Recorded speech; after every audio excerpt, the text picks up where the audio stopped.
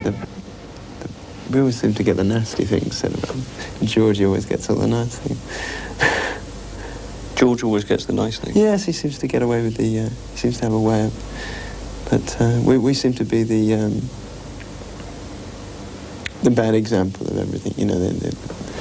Does that upset you? That, I mean, this rivalry between you and Culture Club? Oh, no, I mean, there's been rivalry between us over the last 4 years. We've been rivaled with just about everybody and his dog, so this is just this year's who we're being rivaled with this year. Well, but you mentioned George first. Yeah. I mean, the fact that... No, but I mean, I suppose that's just... I suppose that's me just showing my... You know, how I do get upset by sometimes by the way we are treated in the press, and we do seem to get the rough end of the wedge, isn't it? The image that comes across in the videos is the kind of... You have a very sort of martini-ad image. Yeah. You know, it's all sun, glamour and girls. Yeah. I think maybe that was a mistake, I think, at one point. And I certainly wouldn't like to push it over anymore. I think there was over-excitement and a certain amount of naivety, I think. I mean, we're going back, I think Rio is nearly 2 years old now, that video. And it's not really... It was very much... I think it got misconstrued and people thought we were sort of showing off this jet-setting image. And, you know, we've been on yachts all the time.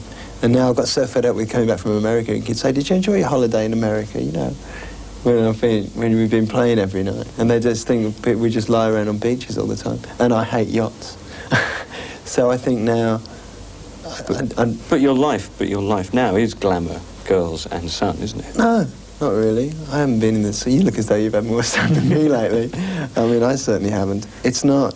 I mean, if glamour is playing Oklahoma and then Madison and then some obscure little place on the southern Japanese islands. I mean, it's not the idea of it is glamorous, but it'd probably be a lot more glamorous if I was living in London all the time, going out to nightclubs and things.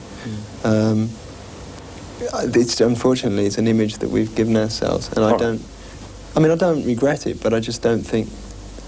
I think we were so amazed by it, or we wanted to sort of show it off, and now it's got to the point that I don't really want to push that any further, and that's why I think we did the Reflex.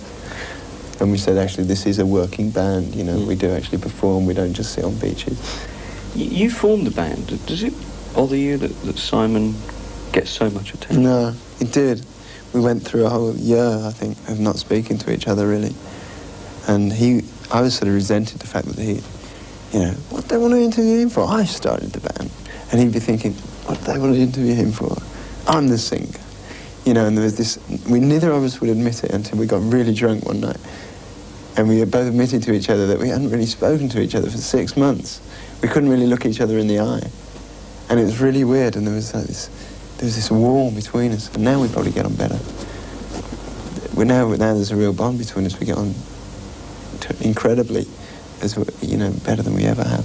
But there was one point, and there was a real wall, and and it was very obvious that was why. But now it doesn't bother me at all. In fact, I'm only too glad that there are five shoulders to spread the weight. Let me talk to you about success now. You're obviously at the peak of your career. What would you... I'm on peak at 23, don't say that. Well, do you think you're at your peak? Maybe on a mass appeal level. I don't think creatively, and I don't think me personally.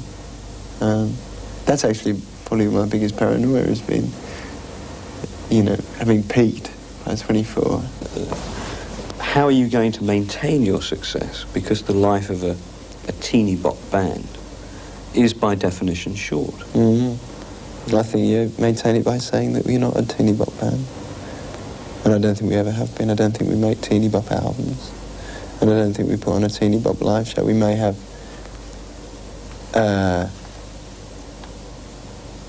there's a certain element of a teeny bop audience in people who buy our records.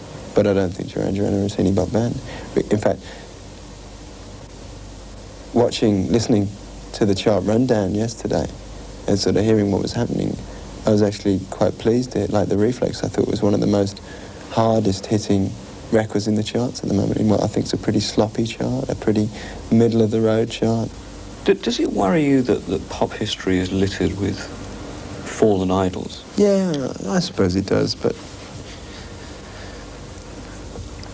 I think it's just down to confidence, really. And it's just down to confidence. As I said, that's why I made a thing about having confidence in myself as much as anything. I mean, sure, that maybe Duran Duran is a name nobody will remember in 10 years' time. I mean, I'm confident enough to think that people will, actually. But as long as I think the 5 individuals in this band are very strong, you know, and they're very capable. And I can't see, you know, I mean, I could be doing what you're doing in 5 years' time, you know. I mean, I don't know. Would you like to? Yeah. I wouldn't mind at all. And, you know, I'm sort of fairly open-minded. I'll always be within the music industry. I couldn't do anything else. Couldn't go outside of that entertainment circle. I don't see myself playing bass in the clubs, you know, in the cabaret circuit. I don't see myself... I couldn't see us growing old like that. I see us branching out onto... I just see us as entertainers. I don't think... We're sort of like... We could be a bunch of court jesters 100 years ago. I don't think we're musicians as such. I mean, OK, Andy's a bit of a musician, Roger's a bit of a musician. I'm certainly not. Nick isn't. I hope that that's what's going to keep at least the individuals successful. You know, even if the group isn't. But it is... I think it's confidence, really. And it's confidence to sort of rise above every time a single doesn't do quite so well and people go, you know, and you don't get billing above Howard Jones posters in smash hits, you know, and you don't worry about it. Got any stories to tell on tour? Got any stories to tell? I suppose John's told the one about the wombat. No. Oh, no, we did this with... Well, we did this... Shall I tell the one about the wombat? God, I'm dying to know. Well, I mean, I mean, we always have very bad experiences with animals, like elephants in Sri Lanka and things like that. But we were doing this live satellite link-up with Noel Edmonds on the late breakfast show. Yeah. It was one of those sort of talking to a monitor in the grass things. And to sort of demonstrate that it was Australia, they'd given us, like, I was holding a joey, which shit on me. Which is a baby kangaroo, isn't it? Yeah, and John had a possum which was running all around his head. And Roger had this wombat, which is like a rather large rat, and with no neck at all. I mean, it's that big. But no, hang on. That was the way he was holding it. They walk on all fours and they're about that big. And they're the ugliest looking things you've ever seen. It was sort of lying there on its back like this, everything hanging out. And somebody in the studio laughed, and this was just before we went on the air. I think they got it on film. And this wombat freaked, it jumped out of his arms and walked halfway across the grass. And then turned around and attacked Roger with his trousers. And Roger started putting his legs up in the air. And then it attacked him, John. It was... Just when you thought your interview was over, you're back on film.